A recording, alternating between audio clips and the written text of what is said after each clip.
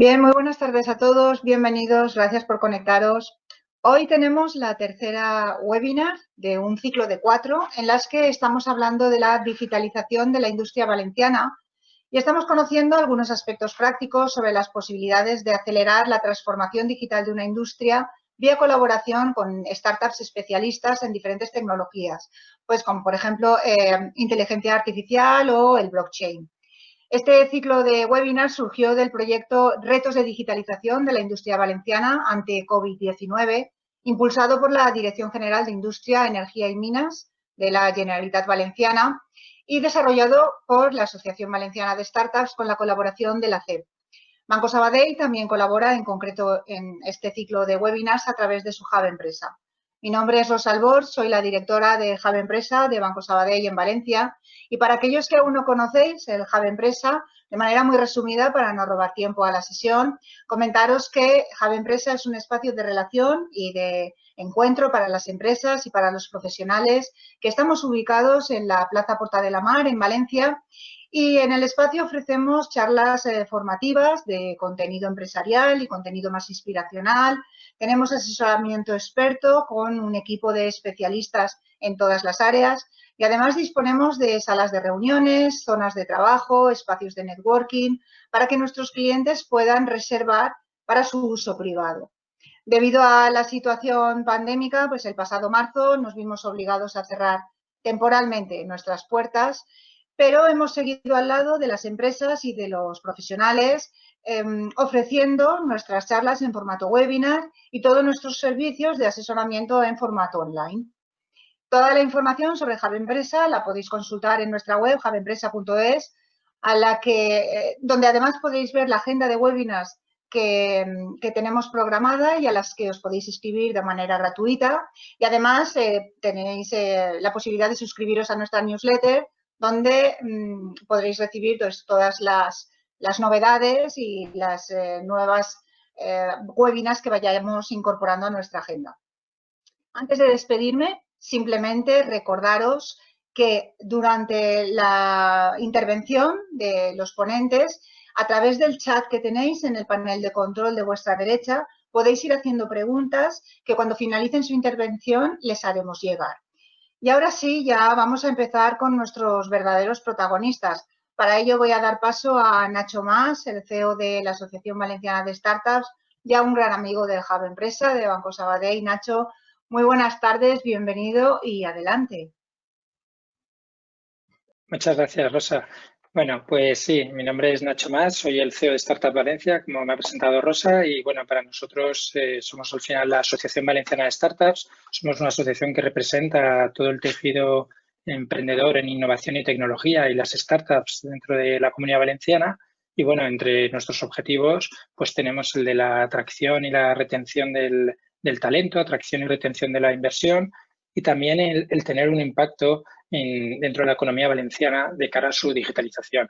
Y es en este marco de este impacto en la transformación y la evolución de la economía valenciana hacia su digitalización en la que estamos trabajando este proyecto con la Dirección General de Industria, con la Confederación Empresarial Valenciana y con toda la serie de partners que tenemos en la asociación, entre ellos pues el propio Banco Sabadell, la Startup IEF o GoHub, que es el Hub de Innovación Abierta de Global Omnium.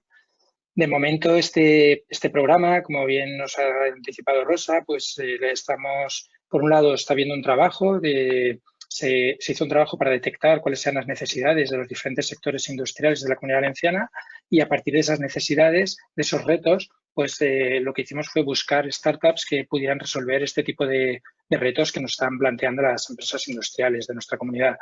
Entre estas startups, pues bueno, se encuentran algunas de las que van a presentar hoy sus soluciones y otras que lo han estado haciendo en este ciclo de webinars. Hemos tenido ya 2, hoy es el tercero y finalizaremos el próximo 16 de noviembre con el cuarto, tras el cual habréis podido ver las soluciones que ofrecen estas 10 startups a estos 10 retos planteados por las industrias. Esta sesión se está grabando y podréis acceder a ella de nuevo a través de nuestra página web de industria, que es industria.startupvalencia.org, y a su vez a los otros webinars si os los habéis perdido y es de vuestro interés. Hoy vamos a tener con nosotros a 3 emprendedores que van a presentar tres proyectos. Primero Solver nos va a hablar sobre inteligencia artificial, después la gente de Linkener sobre eficiencia energética y después vamos a ver también cómo juntar el tema del diseño, en este caso la automatización del diseño, también aprovechando la inteligencia artificial a través de Infinity Design Factory de JITS.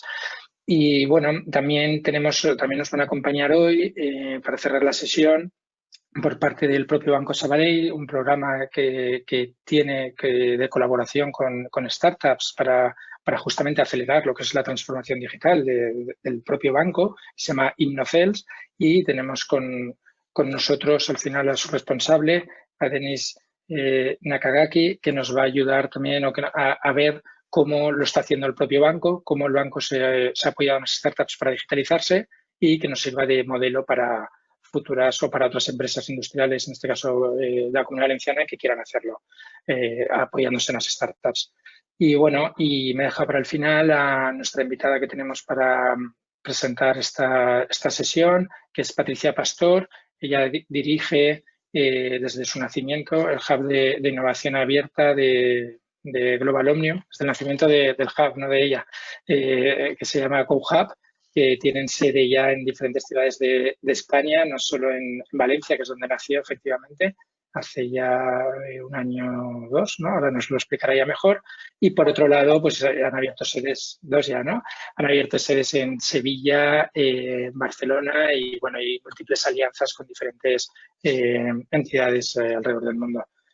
Bueno, Patricia, pues la pregunta un poco es también cómo abordáis vosotros los procesos de digitalización de una empresa tan grande, ¿no? Como es el grupo, que no es una empresa, es un grupo de empresas como el de Global Omnium, ¿no? La antigua Aguas de Valencia o la propietaria Aguas de Valencia y sobre todo el cómo se apoyan startups, ¿no? Un poco como aquí hay dos de las startups que están, que van a presentar hoy, Solver y Linkener, están en este hub de innovación abierta de GoHub y bueno, que Patricia nos podrá dar algo de luces y alguna clave seguro. Bueno, pues buenas tardes a todos. Gracias, Nacho. Gracias a Startup Valencia, de los que, bueno, estamos encantados de ser Global Partners y de apoyar al ecosistema emprendedor valenciano. Muchas gracias también a Rosa del Hub de Sabadell, que, bueno, pues hemos hecho también muchas cosas con ellos y, por supuesto, pues a la Dirección General de Industria de la Consellería de Economía Sostenible por organizar, bueno, este evento que yo creo que al final es importante para todos porque, bueno, pues las cifras tienen que ser más esperanzadoras. Hablábamos justo antes de entrar en este evento que antes de la pandemia solo existía en España un 8% de empresas totalmente digitalizadas, con lo cual tenemos un gran reto por delante. Nosotros desde GoHub, como sabéis, somos el hub de innovación de Global Omnium.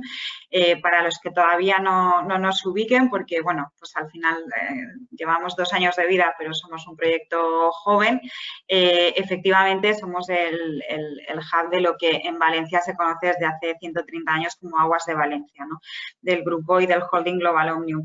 En España hay 450 aguas y, bueno, pues al final internacionalmente se ha expandido el grupo a través, pues, de lo que es su negocio tradicional, que es la gestión del ciclo integral del agua. Pero ellos vieron, pues hace 15 años, cuando nadie hablaba de transformación digital, que tenían que dar un paso más a medida que iban creciendo. Y pues un grupo interno, que no es lo normal tampoco, un grupo interno de trabajo liderado por Jaime Barba, que hoy es el CEO de Hídrica, que ahora os contaré ese ecosistema Global Omnium, cómo trabajamos todos juntos, ¿no? Lideró, pues, un grupo interno que consiguió hacer la transformación digital de Global Omnium, pero sí que es cierto que 15 años son muchos, ¿no? Y bueno, pues al final decidieron apostar por compañías, en este caso startups, para trabajar codo con ellos, estar ojo a visor de las tecnologías pioneras y disruptivas, ¿no? que iban apareciendo por el mundo y luego también, pues, intentando adecuar esta, digamos, economía tradicional, de una empresa tradicional con una, digamos, economía más innovadora con otro tipo de mentalidad de empresas como son las startups.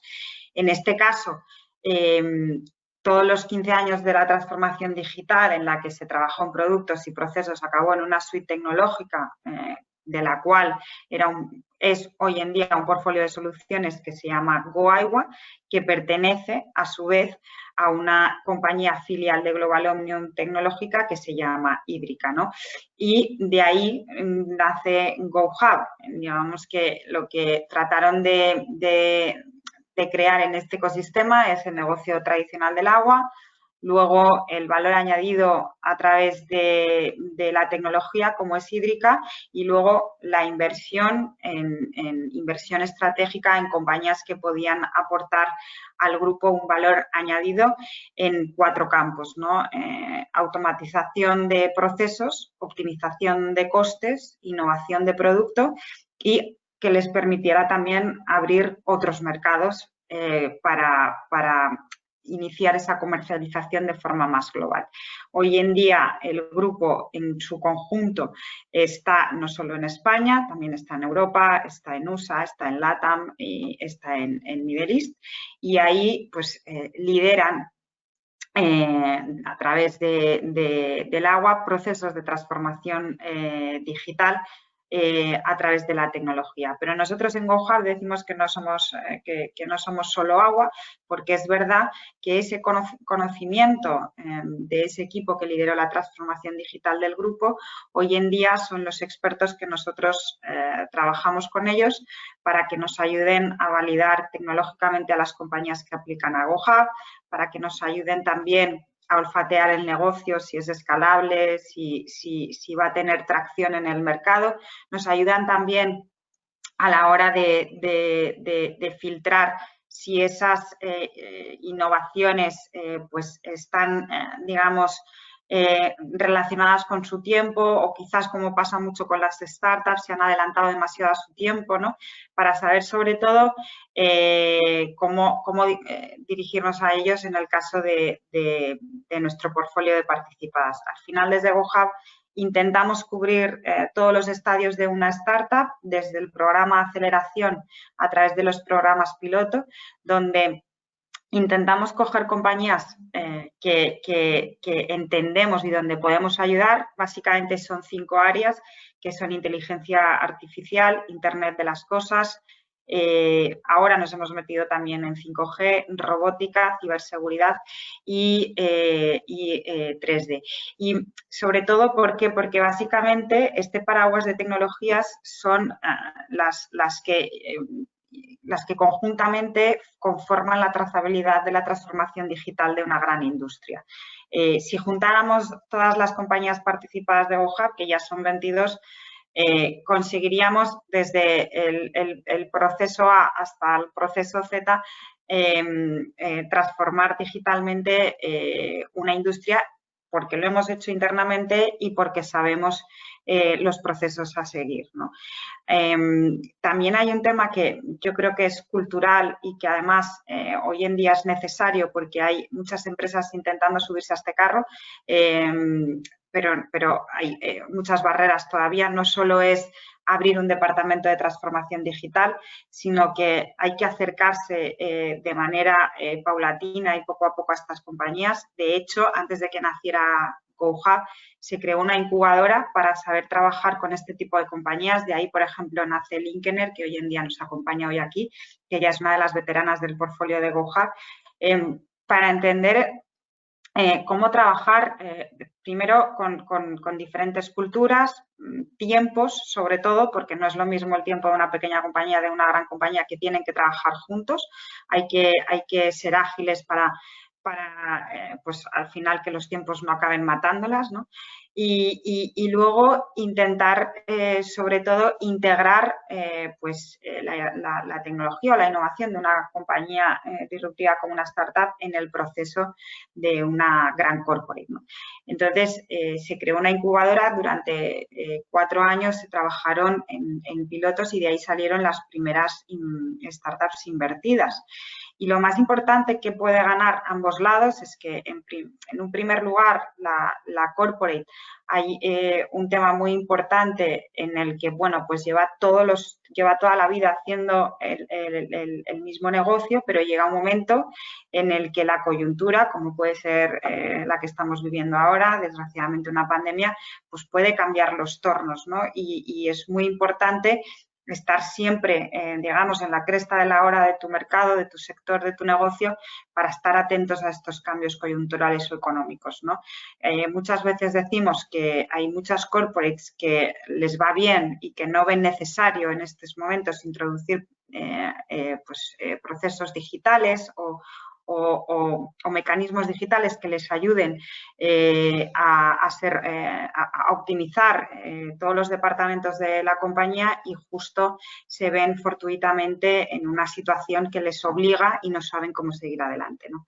Bueno, pues en este caso es muy, muy importante empezar ya a trabajar con este tipo de compañías y sobre todo intentar ver que quizás al ser pequeñas lo más conveniente es empezar por un piloto, un caso de uso, que luego vas cogiendo, digamos, relación con esa compañía, vas ayudando en esa integración y finalmente acaba siendo pues un sector, acaba ayudándote, ¿no?, en un área o en un departamento, en un sector muy importante que acaba siendo un recurrente anualmente dentro del negocio de tu compañía y que ha conseguido transformar algo que tú tenías completamente obsoleto y que te ha permitido pues ser otra vez competitivo en el mercado, ¿no? Yo creo que eso es muy importante y además a la propia startup le estás abriendo las puertas para que pueda trabajar e implementar su solución en una gran corporación que le da solvencia para poder luego replicar ese modelo en otras corporaciones, ¿no? Entonces, yo creo que es una relación de win-win total y que, por supuesto, nosotros desde GoHub Ventures, cuando decimos que invertimos en startups, siempre lo hacemos desde una posición estratégica, porque estamos buscando siempre startups que puedan ayudarnos a entender mejor la tecnología que viene, a entender mejor cómo adelantarnos al mercado, cómo ser pioneros en las innovaciones que exige el mercado y ser competitivos.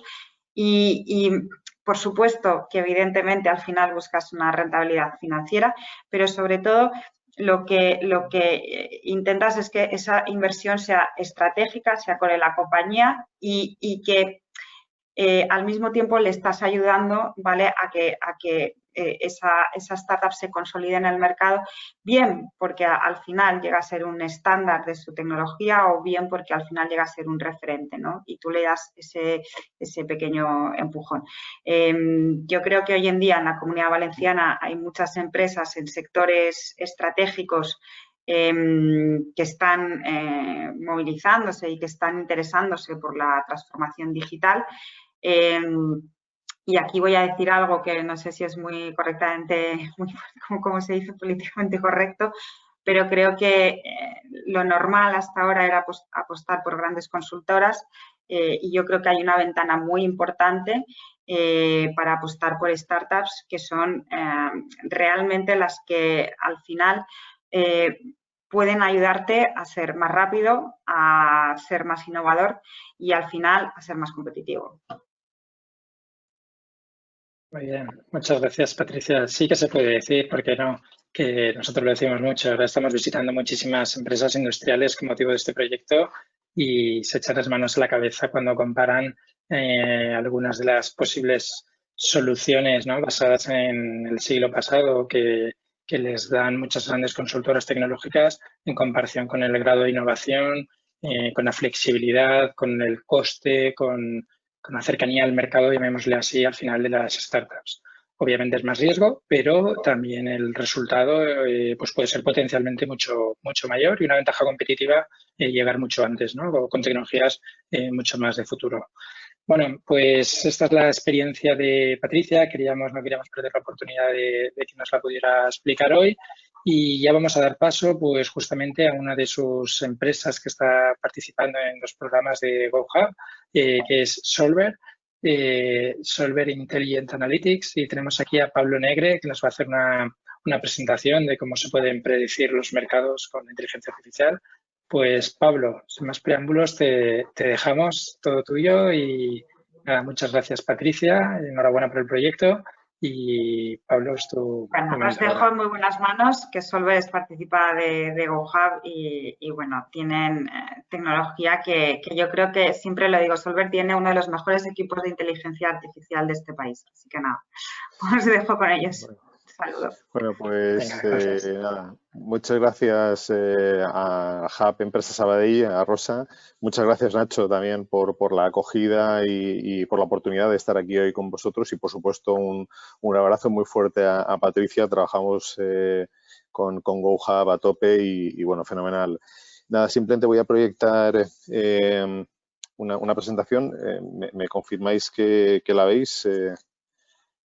Nacho, ¿la ves? ¿Se ve perfectamente la presentación? Sí, se está viendo Fenomenal. perfectamente. Sí. Fenomenal. Bueno, pues yo soy Pablo Negre, soy el director general de Solver Intelligent Analytics. Nosotros lo que hacemos en Solver tenemos un leitmotiv que es convertimos tus datos en valor, ¿no? Y lo que hacemos para ello es desarrollamos modelos predictivos basados en herramientas de inteligencia artificial. Y precisamente lo que queremos hoy, en la jornada de hoy, es hablar de predicción de demanda utilizando pues las técnicas de Machine Learning, ¿no? Entonces, bueno, muy rápido, porque a veces incluso tenemos que enfrentarnos a este tipo de situaciones, ¿no? Al final, porque es importante hacer previsión, no predicción de la demanda. Obviamente porque todas las empresas necesitan anticipar escenarios futuros, ¿no? En concreto, la previsión de la demanda nos va a ayudar a adecuar el inventario. ¿Y esto qué significa? Pues al final se transforma en reducir costes de almacenamiento, reducir costes de sobrestock y ser muy ágiles en realmente tener en el inventario lo que necesitemos o lo que estimemos que al final va a tener rotación para poder suministrar a nuestros clientes, ¿no? Es también importante predecir la demanda. ¿Por qué? Porque necesitamos visión del próximo flujo de caja. ¿Para qué? Para poder presupuestar un poco nuestro ciclo de pagos con proveedores y también otros costes operativos que tiene la compañía. Si yo sé qué voy a vender y cuándo lo voy a vender, pues obviamente tengo mucha visión de ese ciclo de caja, ¿no? Y por último, y no menos importante, obviamente, como empresas industriales o como empresas que no sean industriales, que sean de servicios o que sean de distribución, necesitamos optimizar los recursos. ¿Y qué recursos? Pues personas, personal fijo, personal eventual, otro tipo de costes, ¿no? Que necesitamos balancear entre picos de actividad y valles, ¿no? Al final, lo que nosotros queremos es ayudar a las compañías a estimar esa demanda futura de productos, canales, mercados, clientes. No es solo hablar de productos, no. Tenemos que intentar llegar a un nivel de detalle que sea adecuado para que las compañías puedan convertir esos datos que estamos diciendo al principio en valor. Y, por tanto, es necesario hacer capilaridad y llegar a un nivel de detalle que permita a las compañías tomar decisiones. ¿Qué ha ocurrido? ¿Cómo hemos vivido, cómo lo entendemos nosotros, qué ha ocurrido con las técnicas de predicción de demanda, ¿no? Pues bueno, partimos un poco del siglo pasado, ¿no? En el que en un momento determinado pues se recurría a adivinos, ¿no? ¿Qué va a ocurrir en el futuro, ¿no? Y cuánto voy a vender yo, ¿no? Luego pasamos a otras técnicas en las cuales pues era la experiencia, ¿no? Yo es que el año pasado yo vendí y este año voy a vender un 5% más, ¿no? Y por último han llegado ya, llegar al mercado ya en su momento, técnicas de predicción basadas en la ciencia, ¿no? Y la que tomó un poco el mando fue la estadística, ¿no? La estadística ya fue un paso más allá, en el que por lo menos, ¿no?, se utilizaba información histórica de lo que había ocurrido en el pasado para intentar predecir el futuro. Y por último llegamos a lo que se llama ahora mismo el aprendizaje automático, y es un poco el título de la sesión, que es el Machine Learning, ¿no? Y el Machine Learning es una de los campos de conocimiento que ha comentado Patricia durante la sesión, que contribuyen a esa transformación digital de la que se está hablando y de la que todo el mundo habla, y hablan de la cuarta revolución industrial. Pues bueno, el Machine Learning, el aprendizaje automático, es una de las disciplinas que está encima de la mesa junto con otra serie, y todas están ahí para quedarse, ¿no? Y para ayudar a las compañías a esta transformación digital. Y cuando comparamos el Machine Learning con la estadística, que es la ciencia que estamos todos más acostumbrados, pues ¿qué ocurre, no? Porque esto es diferente, ¿no? Pues mirar, muy resumido, sin entrar, porque esto requeriría días de poder explicarlo en detalle, ¿no? Pues fijaros, el aprendizaje automático no requiere relaciones previas entre variables, se entrenan con datos históricos y también incluso aglutinan un número elevado de variables. La estadística tiene que ser un número de variables pequeño y que encima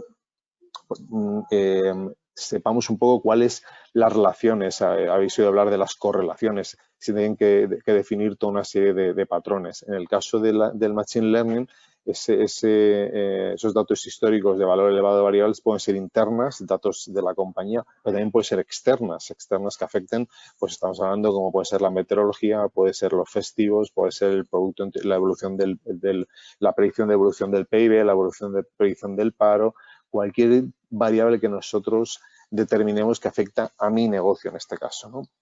El aprendizaje automático descubre patrones, es importante, ¿no?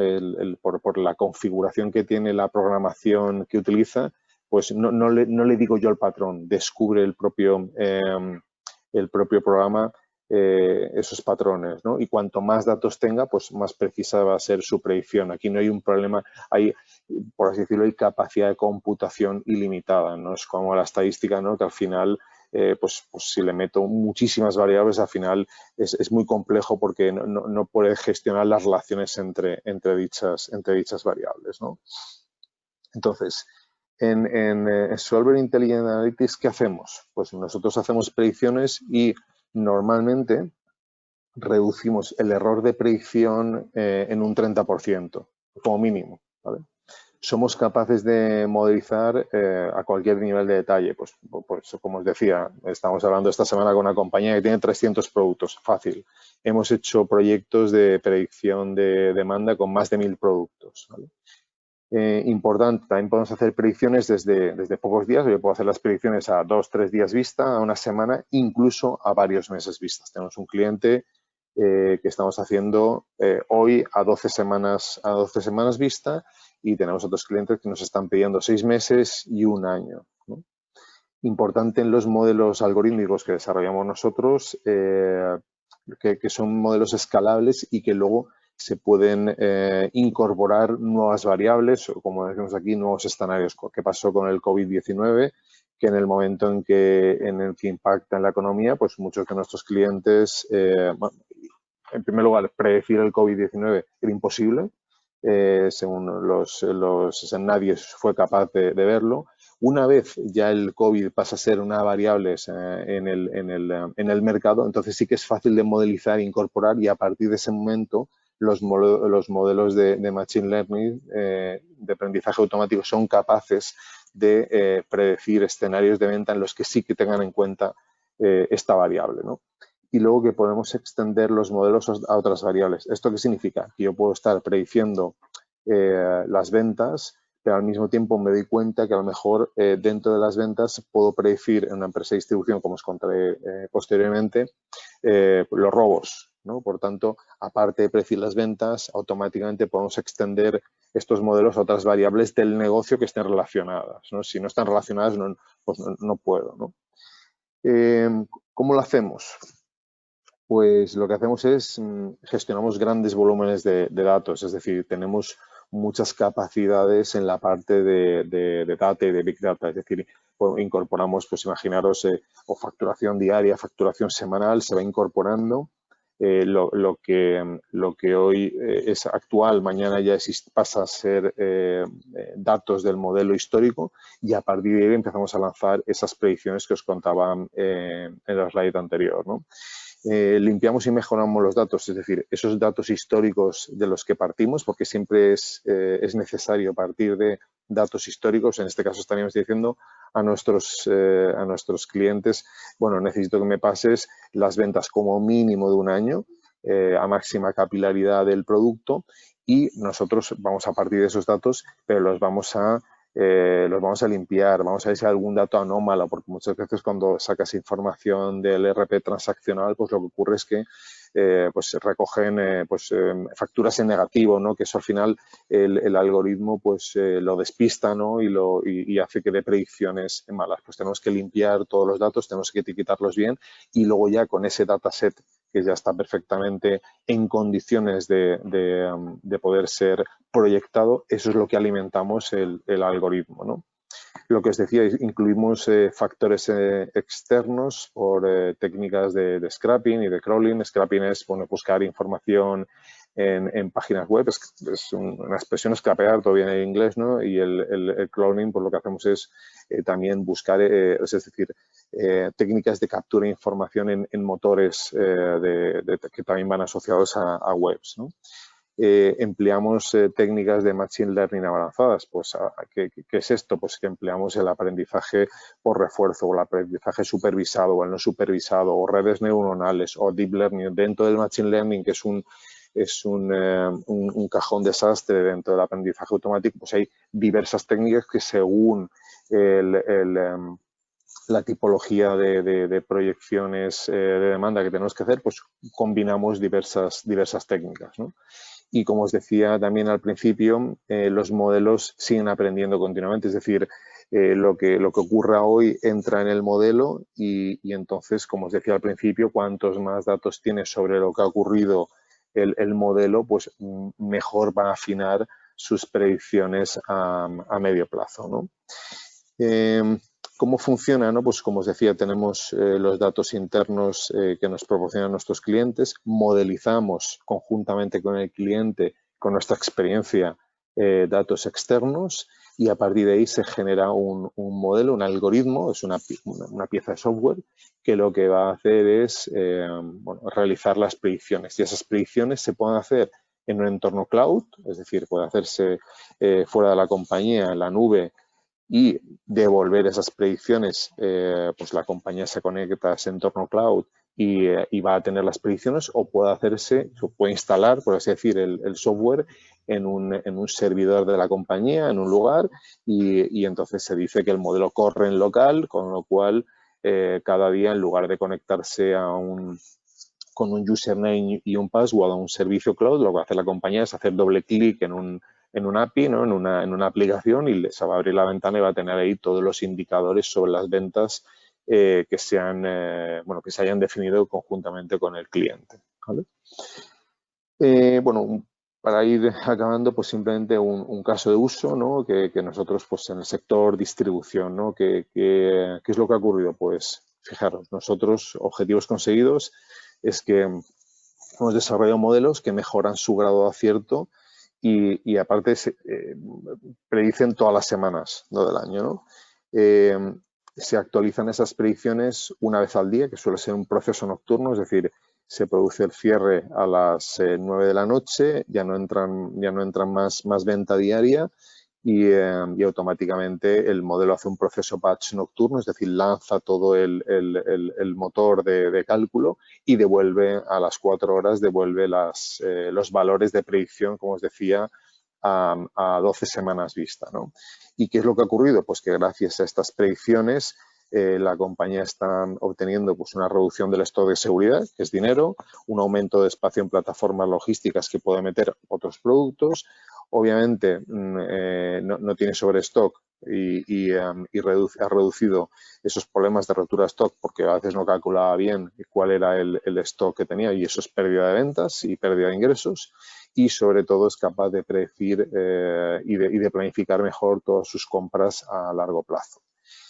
¿Qué ha ocurrido cuando hemos hecho eso? Que han salido otras líneas de trabajo. Oye, podríamos también predecir a partir de este trabajo la pérdida desconocida a nivel de cliente de producto, es decir, los robos que se producen. Así es, y así lo hemos hecho. Podríamos también predecir y determinar la optimización de precios teniendo en cuenta pues productos que están compitiendo entre ellos, que son sustitutivos. también se puede hacer y lo hemos hecho a partir de hacer un proyecto de predicción de demanda. ¿Por qué? Porque son variables que están relacionadas con el proyecto inicial que yo estaba calculando y que estaba trabajando para la compañía.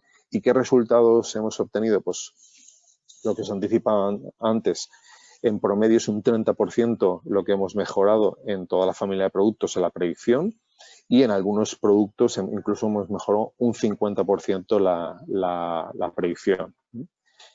Y bueno, pues ya para finalizar, pues dejo una frase de Winston Churchill, ahora que está tan de moda, principalmente hoy, ¿no?, con las elecciones en Estados Unidos, todo lo que es hacer predicciones a futuro. Y bueno, aquí tenéis mis datos de contacto y estoy a vuestra entera disposición para cualquier duda. Muchas gracias. Muchas gracias a ti, Pablo. La verdad es que ha sido muy interesante. Bueno, no lo hemos dicho antes, pero bueno, hay una forma también de hacerle preguntas a los ponentes a través del chat o a través del apartado correspondiente aquí dentro de la plataforma GoToMeeting o GoToWebinar. Pues ahí podréis ver la forma de hacer preguntas y se las trasladaremos a los ponentes para que os las hagan llegar. Pues muchas gracias, Pablo. Bueno, ahora tenemos otro ejemplo de otra startup que también está trabajando dentro del Hub de Innovación Abierta de GoHub, de Global Omnium, que ha presentado antes Patricia, y él es Sergio Ferrer, que es el CEO de Linkener. Sergio, ¿estás por ahí?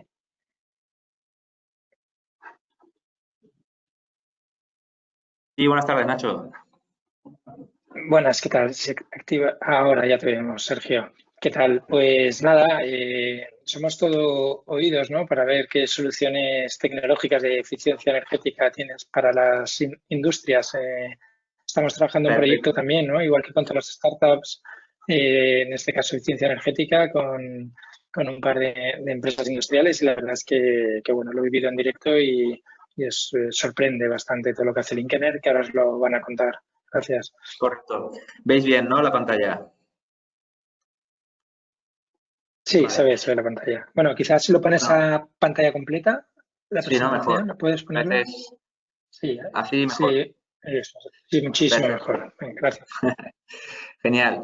Bueno, pues como decía Nacho, bueno, ya somos una empresa que llevamos ya tiempo, sobre todo desde enero del año pasado, del 2019, en GoHub. Nuestra empresa empezó en 2011. Empezamos como ingeniería desarrollando soluciones tecnológicas de eficiencia energética, pues para empresas, para industrias, para pymes. Y lo que nos dimos cuenta es que lo primero que se necesita para ayudar a una empresa a reducir sus costes energéticos es medir, porque al final lo que no se mide no se puede mejorar.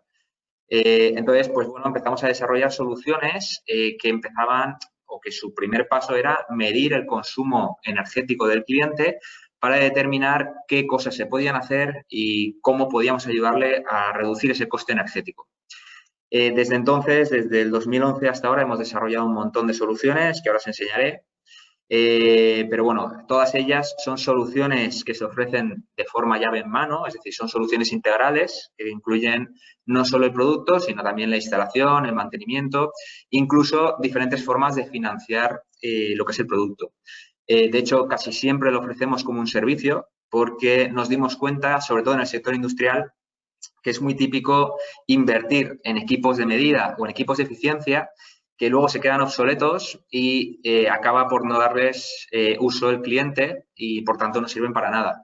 Entonces, un poco analizando todas las necesidades, acabamos por no solo hacer un producto que permitiera ayudar a reducir los costes al cliente, sino también que a nivel de negocio al cliente le permitiera poder instalarlo sin tener que hacer un desembolso o una inversión. Es decir, con una cuota mensual pudieran tener ya el servicio con todo incluido y desde el primer momento tener un servicio de reducción de costes y de asesoramiento. Como he comentado, esta solución va dirigida a pymes, a franquicias, a industrias, pero en 2014 nos dimos cuenta que esta solución no solo era buena para el cliente final, sino también para consultores energéticos, ingenierías, asesores, que a día de hoy ya están dando ese asesoramiento a sus clientes, pero necesitan una herramienta como la que nosotros tenemos. Entonces, para todos aquellos clientes que ya tienen su asesor o aquella persona que les genera o les gestiona lo que es el tema del contrato eléctrico o la eficiencia energética de su empresa, lo que hacemos es ofrecerles esta herramienta al gestor energético, ¿vale? De esa forma, ese gestor energético puede darle un mejor servicio a su cliente. Como he comentado, estas soluciones están diseñadas para que sea un producto que está en continuo desarrollo, está relacionado con todo el tema de la economía circular, es decir, yo no te pongo un producto y lo dejo ahí, sino que lo que hago es te pongo un producto que continuamente te estoy actualizando a nivel de software y continuamente te estoy renovando. Si se estropea, yo voy, te lo cambio, te pongo uno nuevo y el que he retirado, si puedo, lo reformo, por decirlo de una forma, y si no puedo, pues ya lo reciclo, ¿vale? Pero el concepto es de inicio a fin dar un servicio que de cara al cliente le permita obtener lo que necesita, que es el ahorro energético, y de cara a toda la parte de medio ambiente no sea un generador de residuos, ¿vale? Y como comentaba, la forma de pago, damos muchas formas de pago, ya sea renting, alquiler o compra, para que el cliente elija la que más le interesa. Dentro de lo que son los productos de control energético, pues tenemos, bueno, pues de todo, ¿vale? Nosotros siempre empezamos por el contador fiscal, ¿vale? El contador fiscal es el equipo empleado por la compañía eléctrica para facturar al cliente, ¿vale? Por este contador fiscal se paga un alquiler en la actualidad que viene en la factura eléctrica. Pues bien, hay una normativa del 2007 que permite quitar ese contador y poner uno de un tercero, como en este caso nosotros. Pues nosotros lo que hacemos es quitamos el contador de la compañía eléctrica, ponemos el nuestro, que está homologado y todo por la compañía eléctrica, y lo telemedimos o lo monitorizamos en tiempo real. ¿Para qué nos sirve esto? Nos sirve para varias cosas. Por una parte, para saber si la factura eléctrica que estamos recibiendo es correcta o no, ¿vale? A día de hoy, tú recibes una factura y no sabes si lo que estás pagando es correcto o no. O sea, a ti te dicen que son 1.000 euros, pues tienes que pagarlos. No puedes saber si es real o no es real lo que te están facturando. Por otra parte, para saber cuándo estás consumiendo y qué te está costando. Es decir, si tú tienes una empresa, por la noche cierras, pero con el contador detectamos que estás teniendo un coste energético o un consumo que representa un 20% de tu factura, pues a lo mejor es que hay alguna máquina, algún compresor que está en stand-by y que te está generando un coste que desconoces, ¿vale? También porque podemos saber si hay algún concepto, pues hay un montón de conceptos en las facturas del sector industrial y pyme que pueden penalizar en la factura. Conceptos que en la factura de casa no lo tenemos, pero en la empresa o pyme sí vamos a tener esos conceptos, como son los excesos de potencia, los excesos de reactiva, que no son más que penalizaciones por consumos que al final de cuentas son ineficientes y que generan un problema a la compañía eléctrica. Entonces, en este caso, los penalizan. Pues bien, con el contador lo vamos a poder detectar y vamos a poder proponerle al cliente la solución para evitar esas penalizaciones. Ahora, el 1 de abril del 2021, hay previsto un cambio de tarifas eléctricas. El cambio de tarifas eléctricas no va a ser algo sencillo que la gente pueda entender. Como todos sabemos, la factura eléctrica ya en sí es súper compleja, es difícil entender qué es lo que estamos pagando y de qué viene cada cosa.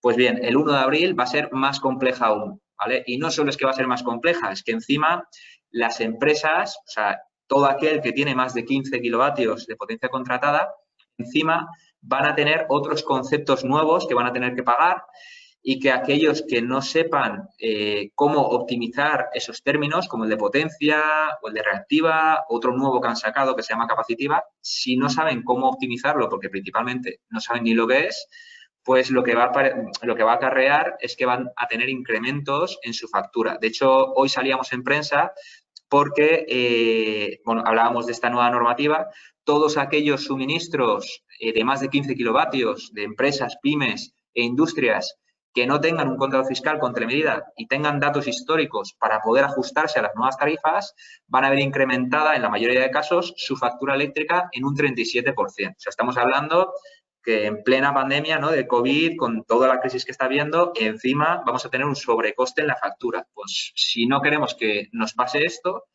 pues al final es como todo. Hay que tener el control, hay que medir y hay que saber cómo ajustar esos términos contratados, ¿vale?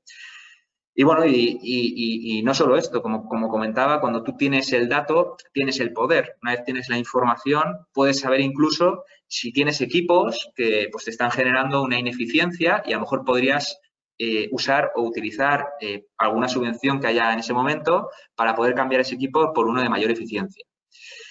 Bueno, eso es el contador fiscal. Luego tenemos el secundario. El secundario también mide el consumo eléctrico, pero en este caso no es el de la compañía eléctrica. En este caso es para medir pues, una máquina, una línea, un cuadro. Es decir, queremos saber qué coste tiene, por ejemplo, de producción una máquina concreta. A día de hoy, bueno, tenemos más de 2.000 clientes a nivel nacional y otros también fuera de España. Y en muchos casos hemos detectado cómo a nivel energético a veces al cliente le sale más caro producir una pieza que no producirla. Y el motivo principal es porque no tienen controlados a nivel energético sus procesos productivos, ¿vale?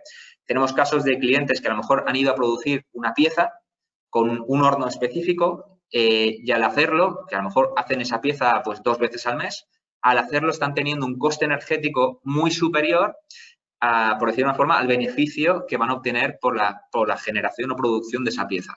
Entonces, el contador secundario es muy importante para poder traducir a euros qué cuesta hacer algo o qué cuesta, por ejemplo, tener el aire acondicionado encendido o qué cuesta, por ejemplo, la parte de oficinas en una empresa. Entonces, es muy importante. Pero también es muy importante para aquellas empresas que a día de hoy son muchas, están refacturando la energía a terceros, como puede ser, por ejemplo, un puerto deportivo que tiene amarres o que tiene cafeterías dentro y tiene un único suministro eléctrico, o, por ejemplo, un camping que tiene pues, sus parcelas y tiene que refacturar a los que están dentro, o, por ejemplo, alguien que es pues, una empresa, que hay un montón de este tipo, que tienen la propiedad de un edificio y refacturan a cada una de las oficinas o plantas, ¿vale? Entonces, con el contador secundario vamos a poder hacer todo esto.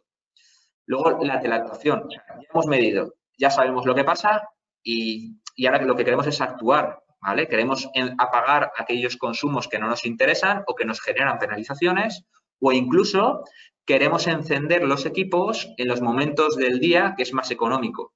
Como, por ejemplo, esto ocurre mucho con los regantes, con las bombas. Es decir, yo quiero regar, pero no quiero regar a cualquier hora. Quiero regar cuando el precio de la energía es muy económico o en el momento del día que el término de potencia es más económico. Pues bien, estamos hablando de ahorros de un 40 o un 50% por la simple acción de gestionar o encender el motor en unas horas u otras, ¿vale? Estamos hablando de ahorros económicos que ni siquiera requieren de inversión, porque al final es un equipo que vamos a cobrar una cuota mensual por el servicio y que ya desde el origen, desde el principio, te va a generar un ahorro, ¿vale? Luego vamos a la especialidad, en este caso, obviamente, de Global Union, que es la medición del agua, pero llevada a la industria. Es decir, tenemos la industria, tenemos procesos productivos que nos consumen energía eléctrica, pero también tenemos consumos de agua.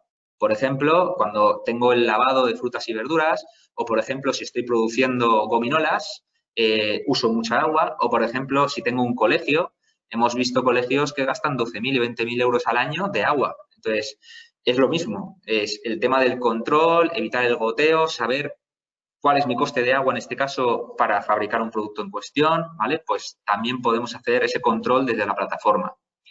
Y luego ya lo que son equipos de eficiencia energética, ¿vale? Equipos que vamos a poner, pues para en este caso evitar una penalización de reactiva, como es el caso, o por ejemplo equipos como la fotovoltaica, ¿vale? Fotovoltaica para aprovechar la energía solar y reducir mis costes energéticos, ¿vale? Esto podemos hacer no solo el proyecto llave en mano, sino también monitorizar para averiguar si está funcionando bien o no y además incluso dar la posibilidad de financiar esta instalación para que de nuevo el cliente no tenga que hacer la inversión y el ahorro que va a obtener por este equipo o esta instalación sea equivalente a la cuota mensual que va a tener que pagar. Este equipo, que es el protector de red, también lo estamos vendiendo mucho. Es un equipo que hemos sacado este año. Es un equipo que permite proteger a los clientes de las típicas sobretensiones, cortes de luz, microcortes. O sea, tenemos un informe de la Unión Europea que valora en 150 billones de euros, con B, 150 billones de euros, las pérdidas que tienen las empresas a nivel europeo al año por problemas de calidad del suministro. Es decir, un microcorte, imaginaos una empresa de inyección de plástico que en mitad de un proceso productivo tiene un corte. Pues la pieza la tiene que tirar a la basura, son horas de operarios reconfigurando máquinas y otra vez a empezar el proceso. O, por ejemplo, imaginaos el caso de una empresa con domótica o con, por ejemplo, control de entrada, como pueda ser un centro de negocios, que de repente tiene un microcorte o una sobretensión y se le dañan todos los equipos que tiene conectados. El seguro puede ser que le cubra esos equipos, pero no le va a cubrir, por decir una forma, la pérdida de servicio que está dando, porque a lo mejor está alquilando oficinas a 200 euros o 300 euros y esas oficinas ya no pueden entrar porque el control de entrada no funciona, ¿no? Entonces, todo esto, al final de cuentas, va todo orientado a medir, actuar y controlar para que el consumo eléctrico nos cueste lo mínimo posible, pero también tengamos una calidad del suministro. Y por último, el tema de los puntos de recarga, que, bueno, esto cada vez va a ir a más. Estamos hablando de que un coche, un vehículo eléctrico, consume energía eléctrica, por lo tanto nos va a afectar en la factura. Entonces, no es solo me voy a comprar un coche eléctrico, sino cómo lo voy a cargar y cuándo. Porque, de nuevo, si yo lo cargo cuando quiera, pues el coste en la factura eléctrica se va a notar y mucho, ¿vale? Entonces, damos la opción de poder instalar el punto de recarga a nivel nacional, donde queráis, tanto en península como en islas, y también dar el servicio de financiación y de monitorización para gestionar cuando queremos cargar esos vehículos eléctricos, ¿vale? Esto es un poco el resumen de todo, ¿vale? He intentado ser breve también para no cansar, pero bueno, como resumen decir que en LinkedIn estamos especializados en desarrollar soluciones tecnológicas para el sector de empresa y pyme, y que esas soluciones las damos llave en mano, financiadas mediante cuota mensual, alquiler, y las damos a nivel nacional en cualquier parte. Entonces, si eres una empresa, eres una industria y quieres reducir tus costes o controlarlos, pues aquí tienes nuestros datos si nos quieres contactar y estaremos encantados de atenderos. Genial, Sergio. Pues muchísimas gracias. La verdad es que muy interesante siempre escucharos, ¿no? Y vincular además en este caso el tema de la eficiencia energética con las startups y con la industria. Pues bueno, yo creo que aquí conseguimos un triángulo perfecto, estas tres aristas. Bueno, pues ya sin tiempo para mucho más, insisto que podemos hacer preguntas a través de la propia plataforma del GoToWebinar. Pues vamos a darle la palabra a Alejandro Martín, él es el CEO de Digits, que nos va a hablar cómo crear automáticamente diseños de alta calidad aprovechando la inteligencia artificial. Pues Alejandro, si estás por ahí, te puedes conectar directamente, habilitas la cámara y despedimos a Sergio. Hasta pronto, Sergio. Hasta ahora. Chao. Alejandro, todo tuyo. A ver si te escuchamos primero. Alejandro también está participando, por supuesto, en el programa de digitalización de la industria. Estamos trabajando con una empresa de Castellón, del sector cerámico. Y bueno, él es de allí, son de allí de Castellón y tienen mucha experiencia en el sector cerámico, pero es verdad que sus soluciones pronto van a ser extrapolables hacia multitud de sectores industriales y no se van a quedar específicamente en el cerámico. Alejandro, te escuchamos. Hola, hola. Buenas tardes. Sí. A ver si se conecta. Sí, antes ha salido la pantalla, la hemos visto un momento. Sí, ahora es que me pone en pausa. No sé muy bien qué es lo que ha pasado. Me pone aquí en pausa.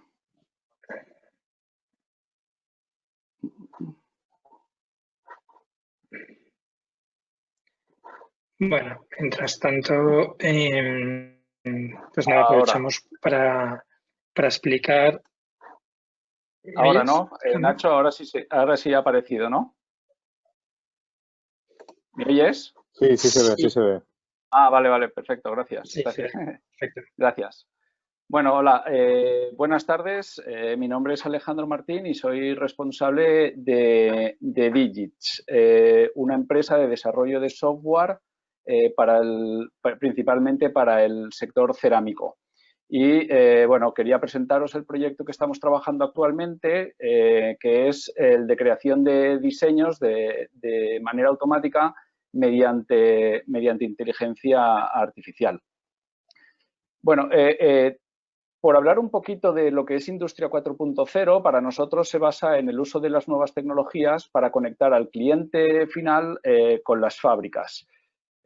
Así, la transformación digital de las empresas, en este caso nosotros del sector cerámico hacia la industria 4.0, a lo que nosotros hemos llamado cerámica 4.0, sería cómo utilizar estas nuevas tecnologías para poder modificar sus procesos o incluso sus productos.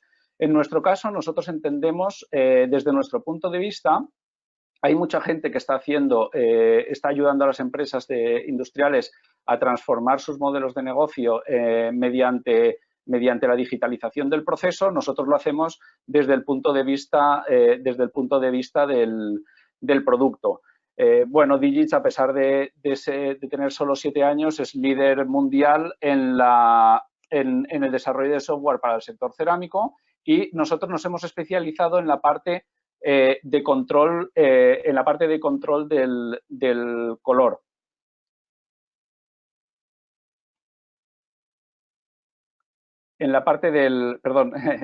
Nos hemos especializado en la parte de control del color.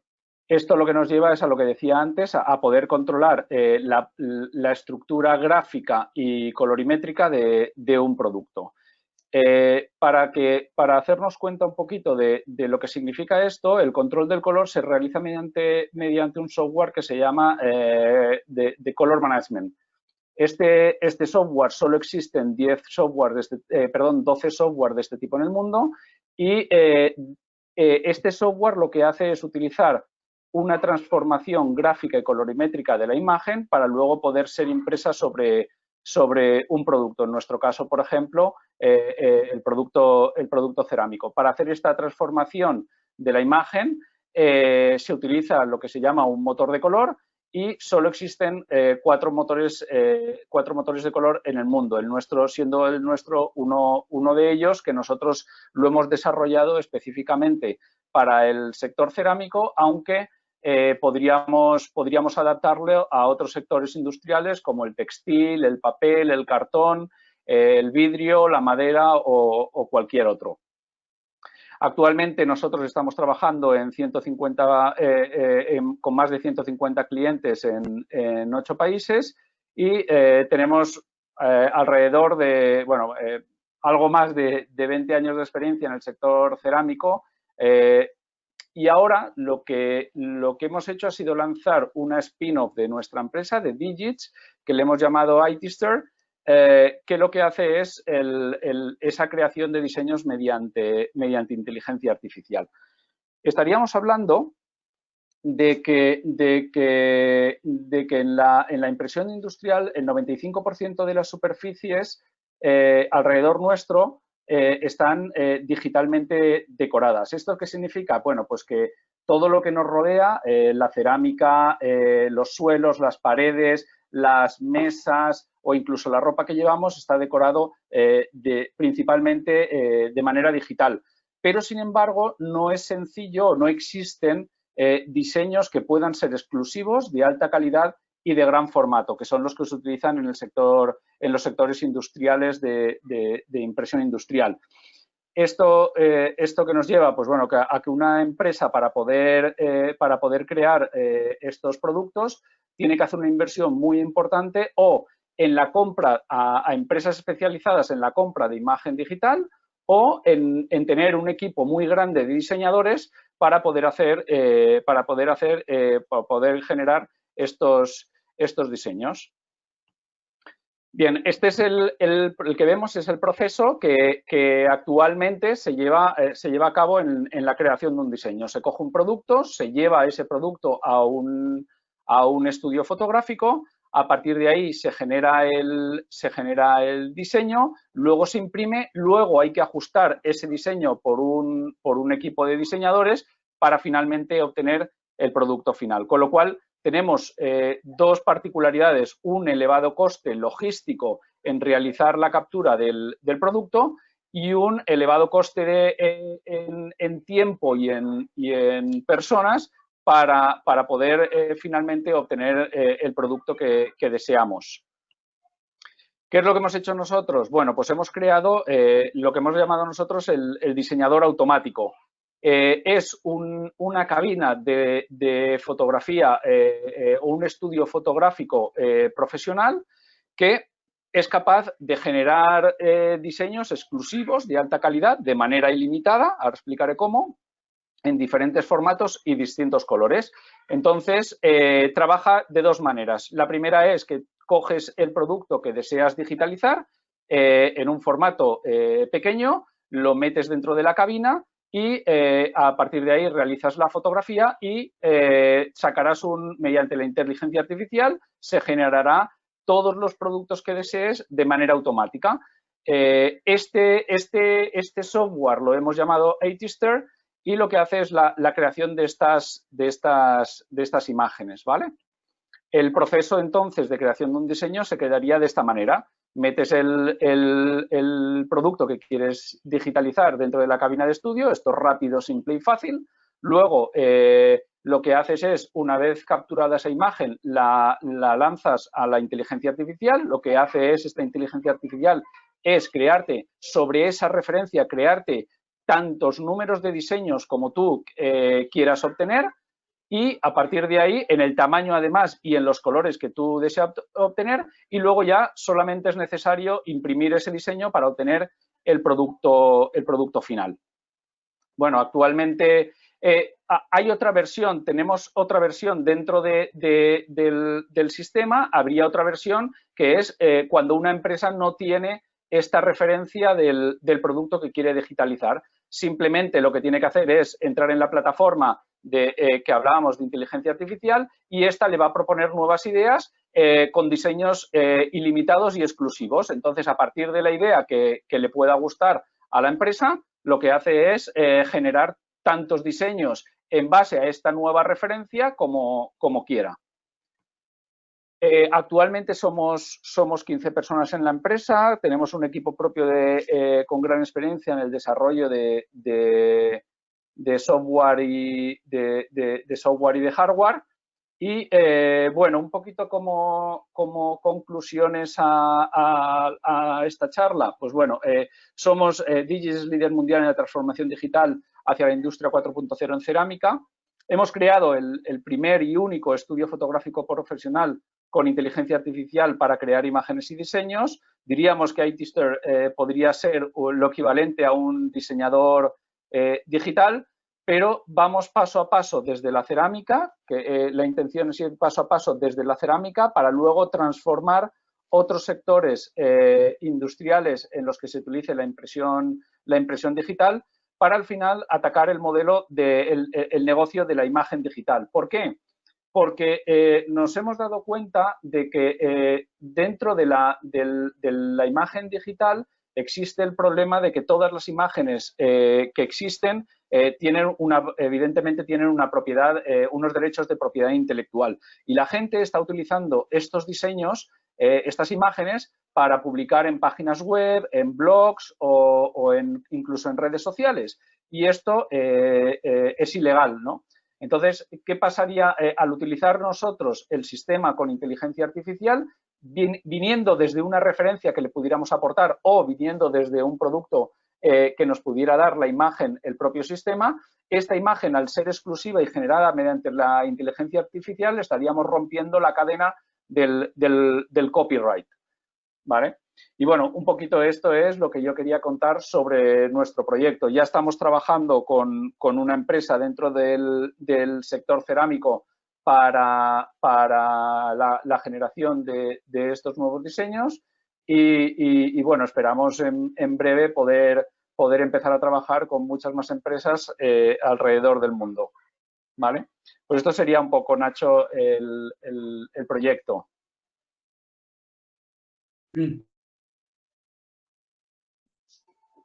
Vale, Alejandro. ¿Tengo problemas de conexión esta tarde? Pues no lo sé. En principio no, pero no lo sé. ¿Me estás ahora? ¿Me estás escuchando? Sí. Sí, te escucho. Vale, Perdona, pues nada, lleva un poco. Sí, nada, que llevo la conexión un poco y está fallando. Será la lluvia. Sí. Bueno, pues nada, Alejandro, agradecerte agradecerte la ponencia y nada, esperemos pronto que esta spin-off vaya adelante y ver cómo vas entrando en nuevos sectores. Muy bien. Ya sin más, vamos a dar la palabra y nada, esperemos pronto que esta spin-off vaya adelante y ver cómo vas entrando en nuevos sectores. Muy bien. Ya sin más, vamos a dar la palabra al responsable de Innocels del Banco Sabadell, Denis Nakagaki, que lo que va a hacer es explicarnos cómo el propio Banco Sabadell está abordando su transformación digital, en este caso a través de las startups, ¿no? Cuál es su modelo y cómo lo están haciendo desde su entidad y para ver si hasta qué punto puede ser replicable por otras empresas no tan grandes como el Banco Sabadell, pero que sí que disponemos en la Comunidad Valenciana de empresas industriales y pymes que seguro que tienen muchísimo que aprender de alguien como vosotros, sobre todo por el tiempo que lleváis haciéndolo. Quizás este tipo de webinars está sirviendo para que muchos empresarios que estén entrando y visitando nuestras ponencias vean que esto no es un tema de unos chavales jóvenes que se acaban de juntar en un garaje para desarrollar una idea loca, sino que estamos viendo gente muy consolidada que lleva muchos años trabajando por la innovación y por la tecnología. Y ya sin más, te dejo la palabra, Denis. Perfecto, gracias Nacho y gracias a todos los organizadores, ¿no? por el webinar y gracias por pronunciar mi apellido bien. Siempre es difícil aquí en España que digan bien Nakagaki, pero yo soy Denis, yo soy director de la actividad de Digital Strategy, Investments y Partnerships en Innocels. Nosotros somos el Digital Hub del Banco Sabadell y las principales responsabilidades de mi equipo son tres, ¿no? Uno, explorar nuevas propuestas de valor o modelos de negocios muy orientados, ¿no? en términos de product market fit y cómo estos encajan a nivel estratégico. También hacemos la inversión en fintechs, ¿no? que operan en ámbitos prioritarios para nosotros y también lanzamos acuerdos comerciales, ¿no? con startups y empresas innovadoras. Hoy os iba a hablar un poco del por qué, ¿no? y cómo potenciar la colaboración entre empresas y startups, ¿no? sea mediante partnerships, sea mediante la inversión, sea mediante la adquisición, ¿no? Y también compartiré algunos de los aprendizajes que tuvimos en este camino, ¿no? El formato webinar hace muy difícil la interacción, ¿no? y conocer el perfil de los asistentes. Pero yo intentaré ir un poco increciendo en términos de detalles, de forma que os pueda ser un poco más útil, ¿no? Yo no he preparado slides, pero al fin y al cabo, toda mi intervención se resume en básicamente dos puntos, ¿no? El primero es, no hay que reinventar la rueda, ¿no? Y esto aplica para un banco o cualquier empresa. Si hay alguien que lo está haciendo bien, pues, ¿por qué no colaborar con este partner? Y el segundo mensaje que tenía es que los modelos de negocio de startups que hemos visto, sobre todo en el contexto del sector financiero, aquellas que han sido más resilientes en el contexto actual son aquellas que llamamos de B2B2C, ¿no? Son aquellas que realmente aprovechan de capacidades existentes de otros partners, pero también tienen su expertise muy destacada en determinado ámbito, ¿no? Estas son aquellas que no han sufrido tanto, ¿no? con la situación actual. Entonces, en resumen, estos son los dos grandes mensajes que tenía, ¿no? Pero si os parece, ahora empezamos a entrar un poco más en detalle, ¿no? Y la primera parte de mi intervención sería muy centrado en el por qué, ¿no? Como os decía, ¿no? No hay que reinventar la rueda, ¿no? Y cuando Patricia comentaba al principio, y mismo Nacho también, sobre la transformación digital, hay muchísimos factores, ¿no? que impulsan todo esto. Al fin y al cabo,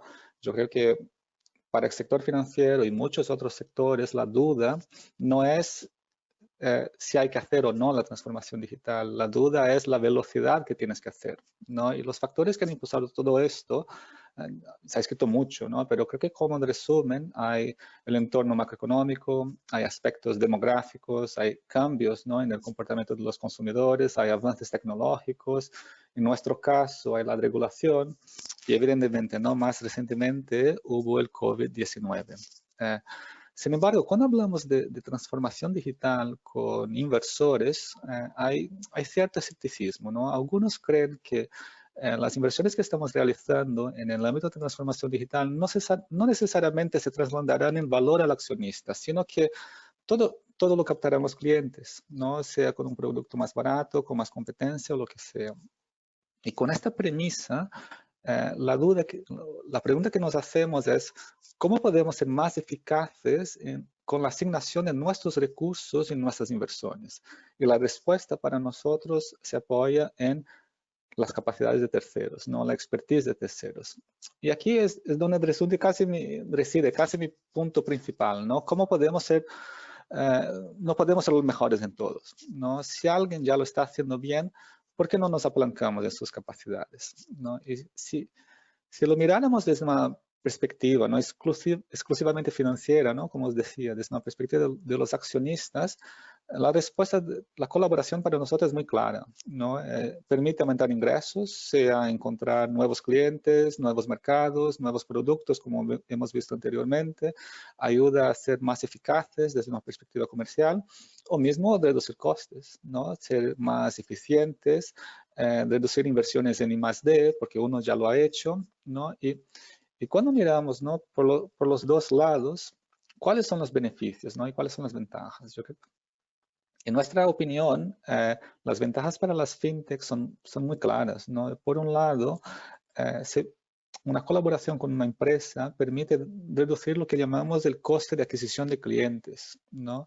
Si puedes hacer una colaboración con alguien que ya tiene una base amplia de clientes, no tienes que invertir tanto en marketing, no tienes que invertir tanto en crear una marca. Y todos los que son startups saben la dificultad que es encontrar una masa crítica de clientes.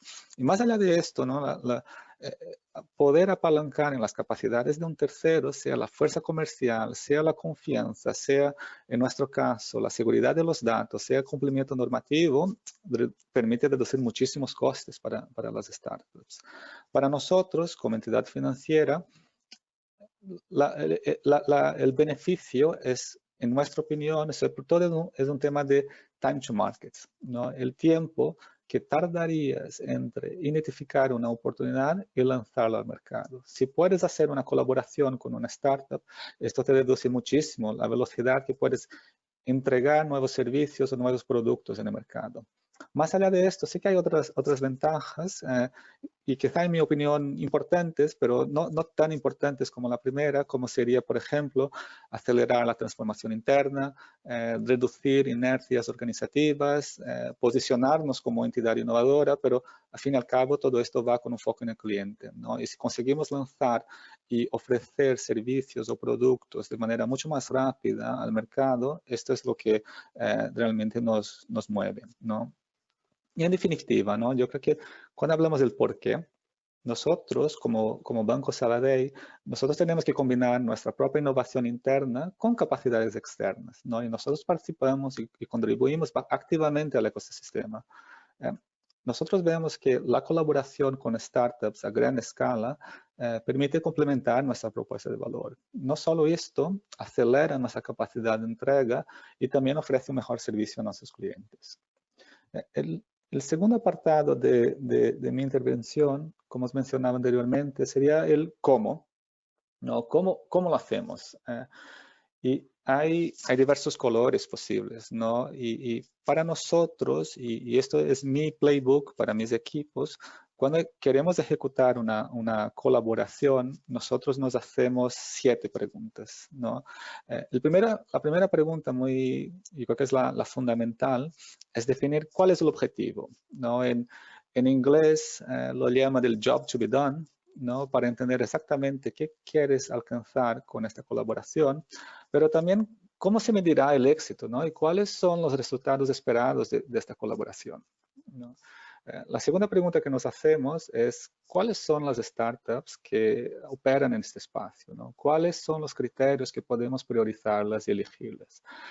¿Existen incentivos suficientemente fuertes para que colaboremos, sea de la parte de la startup o sea la nuestra? Y un punto bastante importante para nosotros es entender existe un vendor risk, ¿no? Existe existe algún riesgo de que la startup no exista a 1 o 2 años vista, ¿no? Para nosotros hay no solo un tema de reputación, pero también de priorizar y ampliar nuestra oferta. Tenemos que tener muy claro que es una startup con un modelo de negocio muy sostenible, ¿no? Con quien queremos tener un acuerdo o una colaboración realmente de medio plazo. La tercera pregunta que también hacemos es ya la ejecución, ¿no? Y cuáles son los principales hitos del proyecto, ¿no? ¿Quiénes son las personas que son responsables, tanto en interno como externamente? ¿Qué exactamente entregaremos en cada uno de los hitos y cuándo? Es tener una visión muy clara de qué vamos a entregar y cuándo. Y los otros aspectos es como tenemos los recursos necesarios para realizar todos estos hitos. Como sabéis, ¿no? El ámbito de colaboración con startups sale mucho de lo que llamamos el business as usual. Esto entra mucho en la parte más de innovación, de testeo, de probar hipótesis, ¿no? Y tenemos los recursos realmente necesarios para hacerlos. Todas las personas que tienen la capacidad para dedicarse a este proyecto. Tenemos que realmente pedir ayuda a otros terceros que nos ayudan a ejecutar, ¿no?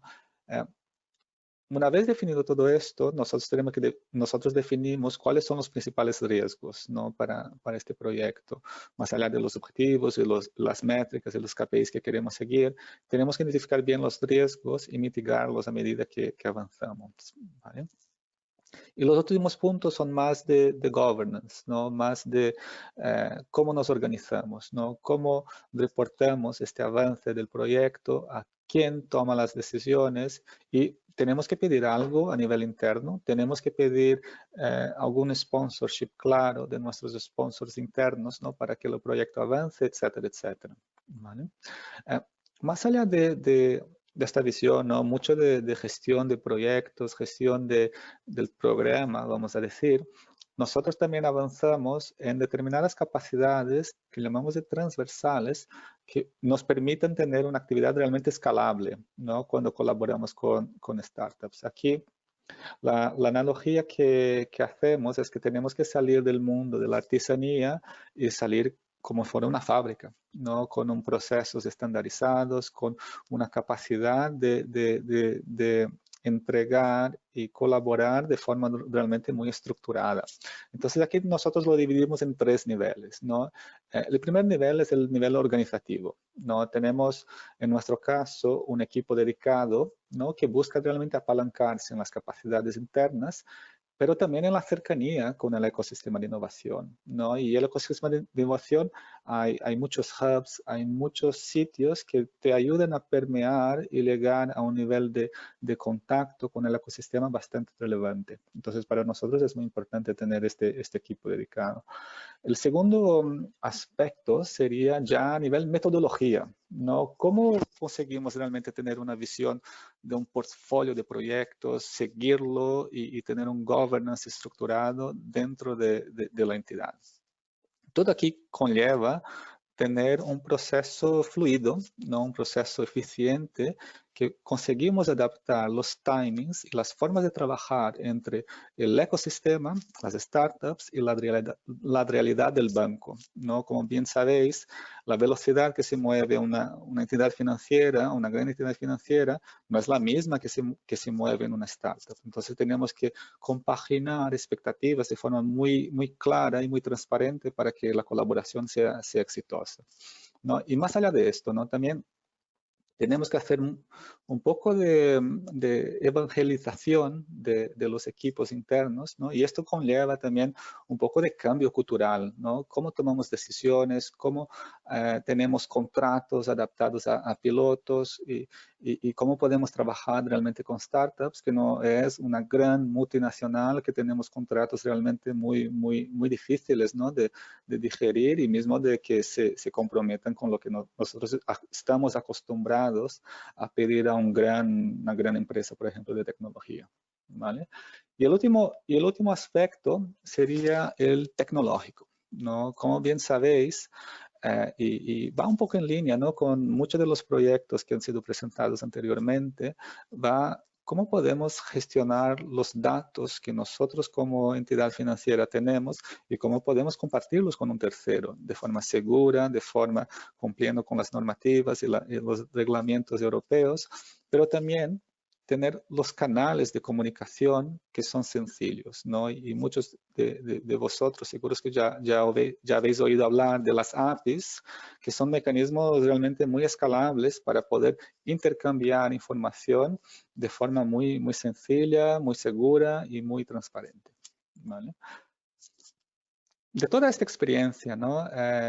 ¿Cuál ha sido nuestro aprendizaje, ¿no? Nosotros somos el primer banco en España en ofrecer una aproximación realmente muy holística, ¿no? al ecosistema de innovación, ¿no? Con servicios especializados, sea de inversión, sea de Open Innovation, con muchas propuestas de valor especializadas, ¿no? Tenemos aquí como por ejemplo BeStartup, o mismo Sabadell Venture Capital, o nosotros en Innocels.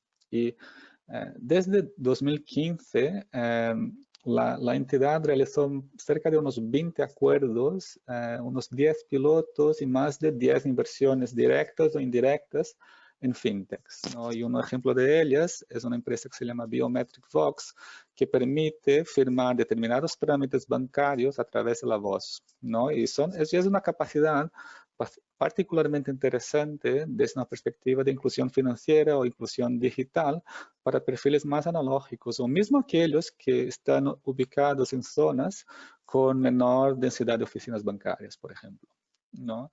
Y nuestro objetivo en todo esto ha sido solventar las principales necesidades, los principales pain points de nuestros clientes y lo hacemos realmente con soluciones disponibles en el mercado para ser más ágiles, para priorizar soluciones realmente que son las útiles versus las llamativas y aquellas que pueden ser aplicadas a gran escala. Sin embargo, queremos acelerar aún más esta capacidad de colaborar con terceros, ¿no? Y hoy por hoy contamos ya con un pipeline, ¿no? de muchos posibles acuerdos, sea en el ámbito de banca conversacional, sea en el ámbito de open banking, sea en el ámbito de la analítica de datos, etc. Y creo que de toda esta experiencia, como mencionaba Nacho, nuestro principal reto ha sido de pasar de pilotos o de pruebas de conceptos a proyectos a gran escala, ¿no? Y que estos proyectos tengan un impacto realmente material para nuestros clientes y para la entidad. Es un reto que todos tenemos, ¿no? Sea Banco Sabadell o sea cualquier uno de nuestros peers en España o en Europa o en el mundo. El sector financiero fue un sector tradicionalmente muy cerrado en sí mismo, ¿no? Y a medida en que creemos que hay cada vez más madurez y se ve cada vez más aportación de valor en estos procesos de colaboración con startups, yo estoy seguro que esta será una actividad cada vez más core para los bancos, ¿no? Y de todo lo que hemos hecho, ¿no? Todas las colaboraciones, los parches, las inversiones, nosotros vemos que los modelos de negocio de las startups que han sido más resilientes en el contexto actual y al menos otra vez en el sector financiero son aquellas que se llaman las B2B2C, ¿no? Son las que permiten reducir su coste de adquisición de clientes apoyándose en capacidades de distribución de los bancos. Y lo interesante también de estas colaboraciones es que también entramos en debates sobre canibalización de productos, competencia, etcétera, etcétera. Todo esto facilita mucho también hacer un acuerdo. Y este es el segundo punto, ¿no? que quería enfatizar de mi intervención.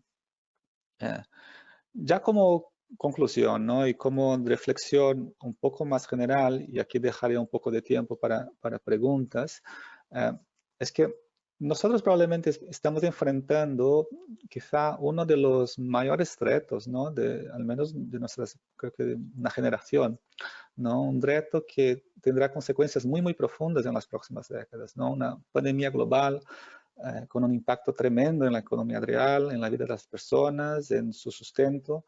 Y como una entidad financiera, nosotros enfrentamos a estos retos y estamos ayudando a las personas y a las empresas a gestionar sus necesidades financieras del día a día. Pero creo también que tenemos la obligación de actuar rápido, ¿no? Y materializar todas las ventajas y las bondades que la digitalización aporta y también poder contribuir que prosperemos juntos otra vez, ¿no? La revolución digital o la transformación digital, llamemos como llamemos, no es algo de hoy, no es nueva. Pero sí que el COVID-19 lo ha acelerado de manera muy dramática. Nosotros lo hemos visto desde una perspectiva de adopción de clientes, el uso de canales digitales de forma muy clara, ¿no? Y todos los otros bancos lo han hecho lo mismo. Y todo esto ha hecho que hemos cambiado nuestros hábitos, ¿no? Cambiamos desde dónde trabajamos, yo estoy desde casa, cómo pagamos, dónde realizamos nuestras compras. Y esto nos obliga también a cambiar la forma en que las empresas prestamos servicios. Y para nosotros la colaboración con startups es una palanca fundamental para hacerlo. Los clientes lo que quieren es inmediatez, quieren precios competitivos, quieren interactuar con nosotros con el canal que desean. Y tenemos que dar este servicio, ¿no? De forma excelente, con una eficiencia en costes y para poder también cumplir con nuestros compromisos, tanto con los accionistas y la sociedad, de una manera muy responsable. Y con esto dejo aquí mi intervención. Yo sé que tenemos un poquito de tiempo para preguntas, o no sé si Nacho o alguien más quiere intervenir. Muchas gracias. Sí, quizás Rosa, no sé si han llegado alguna pregunta que podríamos pasar. De momento no ha entrado ninguna pregunta. Los asistentes ya hemos comentado un par de veces que a través del chat pueden lanzar las preguntas que les vayan surgiendo, pero de momento no ha entrado ninguna. Bueno, pues Denis, por mi parte, un poco la pregunta que tengo es referente a cómo ves pues bueno, el ecosistema valenciano de innovación y tecnología basado en startups. El Banco Sabadell, al final, pues bueno, tiene la sede, aunque sea simplemente la sede social, ¿no? En nuestra comunidad, en Alicante. El Hub de Empresas está desarrollando un proyecto muy interesante, pionero además, dentro de la banca española en la ciudad de Valencia también. Y bueno, y estáis siempre apoyando pues a través de B-Startup, Innocels y diferentes tipos de iniciativas a nuestro ecosistema, hasta el punto que algunas de las startups que están aquí presentando y participando en este programa han recibido inversión del propio Banco Sabadell a través de algunos de sus programas. ¿Cómo ves un poco el ecosistema? Por un lado, el español y un poco concretamente concentrado en la Comunidad Valenciana, qué potencial con respecto a otros países. Tú tienes una experiencia internacional de muchos países, lo hemos visto en tu currículum y por lo que nos conocemos, ¿no? Has trabajado en muchos sitios. ¿Cómo ves España y concretamente la comunidad nuestra? Sí, yo creo que el ecosistema de innovación en España es cada vez más maduro, ¿no? Y se está madurando de forma bastante rápida, sobre todo en grandes clústeres, ¿no? Como mencionabas, quizás Madrid, Barcelona, Valencia, son los clústeres más claros de innovación. Y aquí, en mi opinión ya, ¿no? Yo creo que hay algunos enablers que permiten desarrollar esta madurez, ¿no? Por un lado, desde una perspectiva más de infraestructura, vamos a decir, que hay un gobierno por detrás que está ayudando a fomentar esta actividad, que hay servicios como hubs de aceleración, de innovación o lo que sea, que permiten generar esta masa crítica de personas que quieren innovar.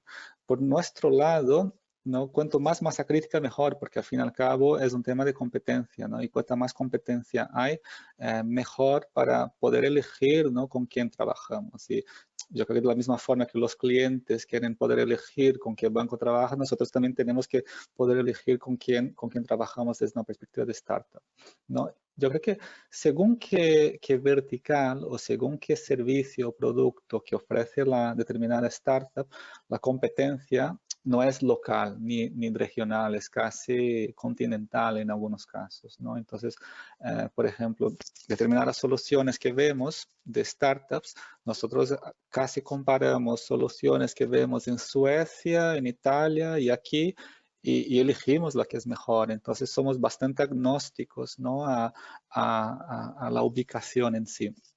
Respecto a tu pregunta, ¿no? Las startups valencianas, como entidad, nosotros tuvimos la oportunidad de trabajar con 8 de ellas.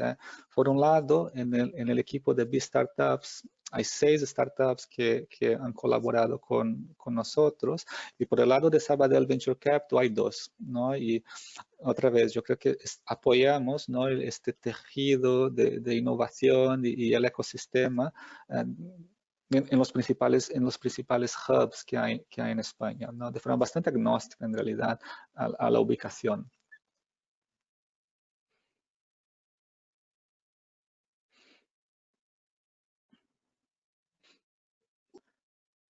Muy bien, Denis, muchas gracias. Y luego tenía yo otra consulta, es ¿qué consejo le darías a los responsables de producción, a los responsables de innovación, que cada vez los hay más en estas empresas industriales de nuestra comunidad, para vender este tipo de proyectos e iniciativas hacia arriba? Porque todos sabemos que estos proyectos solo tienen un impacto real en las empresas cuando se los creen desde arriba, ¿no?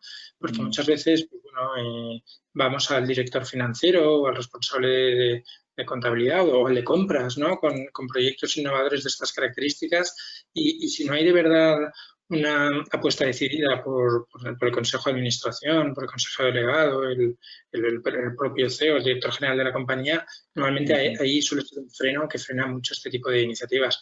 Patricia ha hablado políticamente incorrecta, igual que yo también al principio, ¿no? De lo fácil que es comprar lo tradicional, comprar lo que ya está probado, comprar lo que ya sabemos cuáles son sus resultados esperados, aunque el coste quizás sea infinitamente superior, pero ya no es un tema de coste ni de agilidad, sino es un tema también muchas veces de cultura, ¿no? Entonces, ¿cómo crees que estas compañías, que son pymes, muchas de ellas, pueden conseguir que esta cultura de verdad se adopte por las partes decisoras de estas compañías? Porque en casi todas las empresas que vamos tenemos un aliado, siempre hay alguien que lo ve, siempre hay alguien que dice, oye, es que yo por mí lo haría, yo por mí trabajaría con startups, seguiría probando, y creo que sí que podéis aportar una innovación disruptiva y sí que podemos conseguir una ventaja competitiva, pero cuesta mucho que esa cultura traslade hacia arriba, ¿no?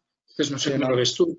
Gracias, yo creo que es una muy buena pregunta. Sinceramente, no hay un único camino, ¿no? para hacerlo. Yo creo que, en mi opinión, y es más opinión personal aquí, ¿no? que la opinión de la entidad, yo creo que va de enseñar evidencias de que algo funciona. Entonces, la primera ejercicio que yo haría, como comentaba anteriormente, es definir cuál es el objetivo de esto, ¿no? La colaboración con una startup, ¿qué quieres realmente? ¿Quieres poder acelerar tu capacidad de innovación?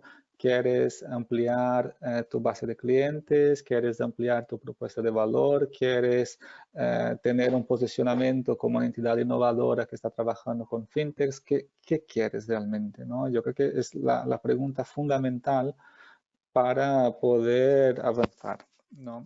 Y una vez hecho esto, sí que ayuda muchísimo tener un sponsorship de alguien, del comité de dirección o quien sea, pero en modo piloto, ¿no? En modo de que voy enseñando pequeñas banderas a lo largo del camino que poco a poco irán enseñando las bondades y las ventajas de colaborar con startups, ¿no? Porque lo que quizá da mucho miedo, ¿no? Es decir, yo tendré que hacer una gran inversión o tendré que hacer un gran cambio cultural sin tener muy claro cuál es, qué voy a sacar de todo esto al final.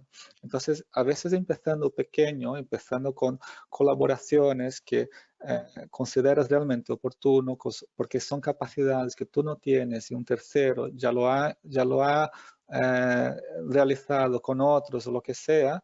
Esta es una manera mucho más fácil también de mitigar determinados riesgos, ¿no? Es decir, es mucho más fácil tener una discusión con alguien que decide, de decir, mira, me gustaría trabajar con esta startup y esta startup ya ha hecho proyecto A, B, C con estos players, ¿no? Y la discusión aquí es mucho más sencilla que ser realmente, yo seré el primero que voy a hacer esto, el retorno es incierto y requiere mucha inversión, ¿no? Entonces, estas son las discusiones que probablemente no tendrán mucho éxito. Pero en nuestra experiencia ha sido así, ha sido una apuesta bastante clara desde nuestro comité de dirección por el interés de apoyar este ecosistema de innovación, por el interés también de ayudar los emprendedores, las startups, y nosotros como entidad financiera teníamos también el rol de ofrecer soluciones adaptadas a estos segmentos. Pero más allá que esto, ¿no? Desde una perspectiva quizás más comercial, también vemos una perspectiva estratégica, de innovación, de aceleración de nuestra capacidad de entregar cosas a nuestros clientes. Y eso es como os mencionaba anteriormente, es por esto que hacemos esta actividad. No sé si te contesta Nacho o si a los asistentes es útil, pero yo otra vez, en resumen, empezaría pequeño, empezaría con pequeñas evidencias, ¿no? Y estas evidencias ganas credibilidad y ganas apoyo y con esto puedes ir haciendo cosas cada vez más relevantes. Sí, quizás es lo que estamos haciendo en este proyecto justamente. Este proyecto, bueno, nosotros hemos realizado ya en 2019, hicimos unos proyectos que se llaman Startup Industry, lo hicimos en Alicante y en Valencia, justamente para empezar a poner en contacto y empezar a divulgar este tipo de culturas y de soluciones. Y este año lo que estamos haciendo efectivamente se está quedando un concepto de una prueba de concepto, o sea, simplemente es un acercamiento. Y la idea es que a partir de 2021, cuando ya estas empresas industriales, estos sectores también, asociaciones sectoriales, han tenido este primer aproximamiento y una aproximación hacia este mundo, cuando ya pueden empezar a dar pues, estos pilotos que de momento se han quedado en una fase de prueba de concepto, pues quizás poder desarrollarlos o poder siguiendo al siguiente nivel. Y para ello, pues indudablemente va a ser innegable el apoyo en este caso, de la Generalitat Valenciana a través de la Consellería, con las líneas de ayudas que vayan a sacar, etcétera. De hecho, está previsto sacar una línea para poder desarrollar o para poder acelerar este tipo de proyectos a través de las empresas industriales de la Comunidad Valenciana, con startups y con aceleradoras, ¿no? Y asociaciones como la nuestra. Entonces, ahora, la siguiente pregunta que te quería hacer era un poco cómo ves el papel dinamizador de las instituciones públicas. Una vez más, aprovechando pues tu experiencia, ¿no? Pues, no sé, en Londres, en París, en Río de Janeiro, en otros países donde has estado, ahora mismo en Barcelona, España, pues ¿cuál es el rol, cuál es el papel de la administración?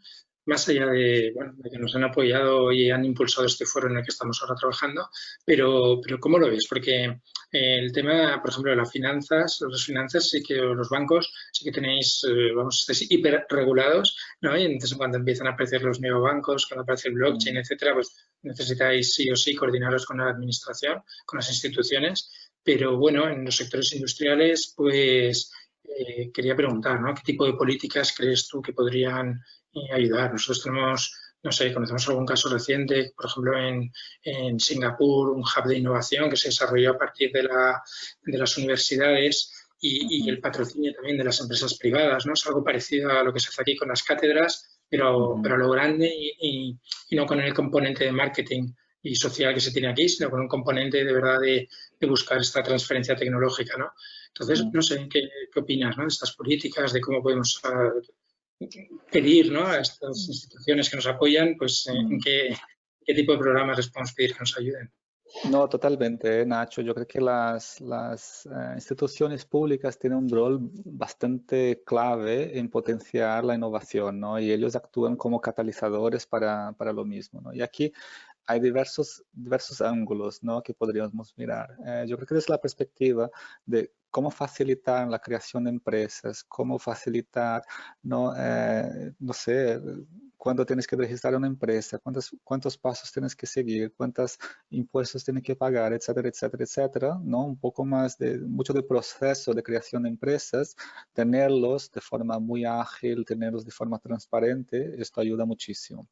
Has mencionado, ¿no? La creación de hubs, esto también ayuda muchísimo porque genera una masa crítica, ¿no? de necesidades, ¿no? Las necesidades de muchas startups son compartidas, sea a nivel asesoramiento, sea a nivel financiación, sea a nivel lo que sea, y tener masas críticas siempre ayuda a que personas como nosotros o otros puedan ofrecer servicios que les ayuden, ¿no? Porque es mucho más fácil ir a un sitio que ya hay una masa crítica que ir ¿no? y hablar hay efectos de escala muy grandes. Yo creo que el otro ángulo que en el caso del sector financiero para nosotros es bastante marcado es cómo el gobierno ha decidido apostar por el sandbox regulatorio, que es un entorno que permite la innovación controlada de determinadas cosas que para el ámbito financiero son muy reguladas, ¿no? Tenemos normativas y directivas europeas que regulan muchísimo nuestra actividad y la posibilidad y la oportunidad de trabajar en estos espacios para nosotros es muy interesante porque podemos testear cosas que antes de lanzarlo al mercado de forma masiva a millones de clientes, podemos testear casi junto con el regulador, con una base acotada de algunos miles de clientes, soluciones que si fuera al revés tardaríamos muchísimo tiempo, con muchas dudas regulatorias, con muchos riesgos, ¿no? Y esto, como conoces, los bancos no es su área de confort. Yo creo que el otro ángulo que las organizaciones públicas pueden ayudar muchísimo es un tema de capacitación, ¿no? Y formación de las personas para fomentar esta cultura empresarial, ¿no? Y yo creo que crear una empresa hay muchos skills, ¿no? Y algunos de ellos se aprenden en la vida, ¿no? Pero hay algunos que sí que creo que el gobierno podría ayudar muchísimo. Información, sea de cómo gestionar las finanzas de una empresa, cómo ayudar a lanzar nuevos productos en el mercado y testear necesidades con clientes. Hay mucho conocimiento, ¿no? Por detrás. Y otra vez, no hay que reinventar la rueda, ¿no? Hay muchos expertos que ayudan, ¿no? Como vosotros, a crear estas capacidades, ¿no? Y hay que apalancarse en ellos, ¿no? Y hay que crear esta masa crítica. Y el último ángulo, que es quizás el más reciente, es que con la aprobación y la creación del Next Generation EU, con los fondos de reconstrucción europeos, se van a canalizar una cantidad bastante significativa de fondos hacia España y yo entiendo que una parte importante será canalizado por las comunidades autónomas, ¿no? Y aquí yo creo que hay muchísima oportunidad de canalizar estos fondos para realmente invertir y hacer subvenciones en proyectos que pueden impulsar este tejido o el ecosistema de innovación español, valenciano o de cualquier sitio, ¿no? Y estos fondos yo creo que serán muy bienvenidos y tenemos que usarlos de manera muy correcta para realmente las cosas que consideramos oportunas, ¿no? Estas grandes infraestructuras del ámbito de digitalización, estas grandes infraestructuras del ámbito de la transición energética, por ejemplo, como han sido los ejemplos de agua mencionados anteriormente, y hay muchísimas oportunidades aquí para aprovechar estos fondos para acelerar este avance, ¿no? Sobre todo en estos dos ámbitos, ¿no? De digitalización y transición energética. Sí, bueno, aquí habéis hablado de inteligencia artificial, tú has hablado de las skills de los emprendedores y ahora un poco estás hablando de la Unión Europea. Justamente, bueno, parece que Europa se ha quedado en medio de la batalla, ¿no? Entre Asia y al final y Norteamérica, dentro de la batalla por la inteligencia artificial y al final quién va a pilotar, ¿no? La tecnología del futuro. Este es un debate que les suena muy cercano a nuestras empresas, que tuvieron que deslocalizar o que vieron como desde Asia por meramente motivos de coste y al final pues, logística, ¿no? Que los costes permitían esta deslocalización. Mucha gente pues muchas industrias tradicionales de la Comunidad Valenciana tuvieron que cerrar, o de toda España, incluso Europa, otras tuvieron que reconvertirse, muchas se fueron allí a fabricar incluso y mantener la marca aquí, pero fabricando allí. Ahora están volviendo, el tema antes del COVID también, pero sobre todo con el COVID, pues bueno, se ha visto la importancia de la proximidad, de tener nuestra industria, por lo menos la imprescindible cercana, ¿no? La sanitaria, etcétera.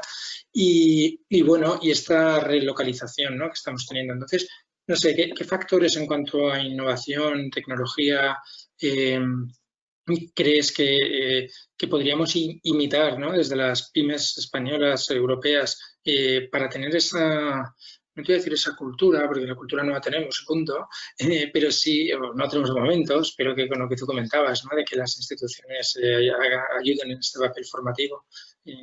Pero, bueno, ¿qué podemos hacer nosotros? ¿Qué está en nuestra mano de que veamos que no estamos quedando atrás? Estamos aquí viendo pasar, ¿no? Cada año venían a Barcelona, ahora ya no vienen, pero por la pandemia, gentes gigantes, ¿no? Desde Asia y desde Norteamérica enseñarnos el futuro, estábamos viendo el futuro y nosotros somos pues, meramente unos consumidores de ese futuro. ¿Qué podríamos hacer para ser unos actores principales o no lo sé? ¿Qué está en la mano de cada uno a nivel local? Sí. Sí, aquí, hombre, es una pregunta difícil, Nacho? Muy difícil. Personalmente, Por eso te la hago a ti. Yo creo que por un lado, ¿qué está en nuestras manos? ¿No? Hay muchísimos factores exógenos, como mencionas, ¿no? Hay cosas hay temas geopolíticos, pero ¿qué está en nuestras manos? Es nuestra capacidad de colaborar con terceros en el ámbito casi local o regional, ¿no? Sobre todo para las startups, que yo creo que resultaría muy costoso una startup en Valencia empezar a vender en el extranjero sin tener ya una cartera de clientes, etcétera, etcétera, ¿no? Entonces yo creo que hay que empezar aquí, ¿no? Y hay que encontrar aquellos que tienen más predisposición y más voluntad de trabajar con ellas. Yo creo que es lo primero. Lo que mencionaba de mi punto, ¿no? Y yo creo que quería incidir era el modelo de B2B2C, en muchos casos, y al menos en nuestro sector, son aquellos que realmente lo están haciendo bien, ¿no? Y muchos de estos que con la situación actual, con el contexto actual, no se han visto tan afectados como aquellos que tenían que ir directamente al cliente final, ¿no? ¿Por qué lo digo esto? Sobre todo en el sector financiero, el coste de abandonar servicios de estos players es cero, porque ya no eran la solución principal para los clientes. Entonces, el hecho de abandonar, como has mencionado, ¿no? Neobancos, etcétera, para el cliente su coste es limitado porque no tienen sus nóminas domiciliadas, no tienen recibos, no tienen nada, ¿no? Entonces, lo que hemos visto es que estos modelos se han visto muy afectados por la situación actual. Esto no quita que hay muy otros que son muy buenos, no digo esto, pero aquellos modelos que se han apalancado en colaboraciones con bancos o colaboraciones con aseguradoras o con gestores de fondos o lo que sea, están yendo bien porque han conseguido, ¿no? Tener una base de clientes, se apoyan en un tercero para distribuir sus productos, o sea, hay muchísimas ventajas aquí. Luego a nivel las tecnologías en sí, ¿no? Yo creo que depende mucho del grado de madurez de cada una de ellas, ¿no? Una de mis responsabilidades es también cubrir todas nuestras actividades en el ámbito de blockchain. Y a veces son de las cosas que se hablan mucho, pero la materialidad y el impacto de las mismas son muy limitadas. Entonces, las tecnologías que nosotros vemos como las más maduras o con más aplicación en el sector financiero, para nosotros son muy claras, ¿no? Sería, por ejemplo, el uso de la inteligencia artificial, sea por un tema de automatización de procesos, sea para personalizar productos o servicios a través de la analítica de datos, por ejemplo, sea, no sé, datos de voz, como mencionaba anteriormente, ¿no? Que ahora tenemos la capacidad de que nuestros clientes pudieran firmar un contrato, ¿no? En algunos casos mediante la voz, ¿no? Que esto tendría muchísimo, ¿no? Hay muchísimo de código, pero también otras tecnologías, ¿no? Y aquí depende mucho de cada startup, ¿no? Y depende mucho de la expertise de cada uno, pero lo que sugeriría sería esto, ¿no? Crear una capacidad o una base de clientes local en las que puedes apalancarte y puedes enseñar como bandera cuando vayas al exterior, decir, mira, yo he colaborado con estas empresas y esto también ayuda, ¿no? En una perspectiva de credibilidad, ¿no? Porque nunca quieres ser el primero casi, siempre, ¿no? Entonces, el hecho de tener ya este track record ayuda muchísimo a convencer un player que quizás no te conoce tanto. Muy bien, Denis, pues sí, has salido bien de la interrogatorio que te estoy haciendo. La verdad es que muy interesante la respuesta. Bueno, pues yo por mi parte creo que si no tenemos más preguntas, podríamos ir dando por concluida la sesión. No sé si Rosa quiere hacer alguna aportación final, si quieres comentar algo más o... A ver, un poco, Rosa, ¿estás por ahí todavía? Pues igual alguno de los Sí, aquí ponentes... estoy. ¿Qué tal, Rosa? Aquí estoy. Igual alguno de los ponentes anteriores si quiere comentar algo, Sergio, Alejandro, Pablo, no lo sé. Y si no, pues bueno, vamos a dar por cerrada la sesión. Rosa. Bueno, pues nada, simplemente agradeceros a todos los ponentes vuestra intervención, han sido muy interesantes todas. Darles las gracias, por supuesto, a todos los que se han conectado y nada, decirles que se cuiden muchísimo en esta situación que estamos y que esperamos que se vuelvan a conectar con nosotros, ya sea online o presencialmente cuando sea posible, que los podamos ver por el Hub Empresa y que tengáis todos muy buena tarde. Muchísimas gracias a todos. Nacho, muchas gracias. Gracias, Denis, Rosa y los ponentes y los asistentes. Gracias. Hasta otra. Hasta la vista. Hasta luego.